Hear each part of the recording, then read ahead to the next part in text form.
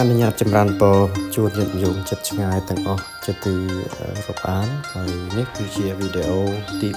4នៃសកម្មភាពការងារក្រាសាបខាងជើងព្រះវិហារចិត្តហើយក៏ចិត្តចើ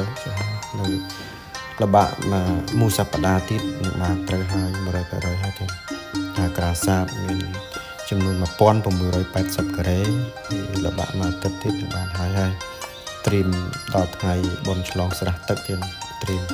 រៀបចំទីធ្លាឲ្យមានសុខភាពគូជាទីរីករាយផងហើយក៏កន្លែងសម្រាប់ចតរថយន្តធំផងដែរហើយបងប្អូនទៅទស្សនានៅនាមនិងគុតនាមដែលបានរាយនៅនឹងកញ្ចក់ទូរស័ព្ទស្រាប់ញាតិញោមអាចមើលហើយអាចអានបានទាំងសម្រាប់ដែលលោកបានចូលរួមជាថវិកាឧបត្ថម្ភចូលរួមក្រាសាប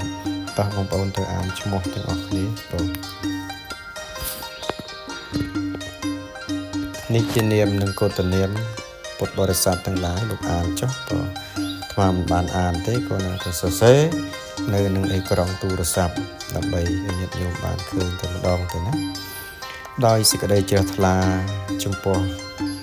ទឹកចិត្តនៃពុទ្ធបរិស័ទលោកបានចំណាយថវិកាចូលរួមនេះក៏សូមឧទ្ទិសបុណ្យកុសលជូនទៅដល់បុព្វការីជននៅក្នុងសង្សារវដ្តដែលលោកបានទទួលនៅចំណែកបុណ្យម្យ៉ាងទៀតក៏សូមប្រសិទ្ធិពរជ័យដល់លោកម្ចាស់សទ្ធាគ្រប់ក្រុមគ្រួសារទាំងអស់សូមបានជួបប្រទះទៅនឹងសុខសេមសានជានិច្ចនិរន្តរ៍រៀងទៅសូមអរគុណ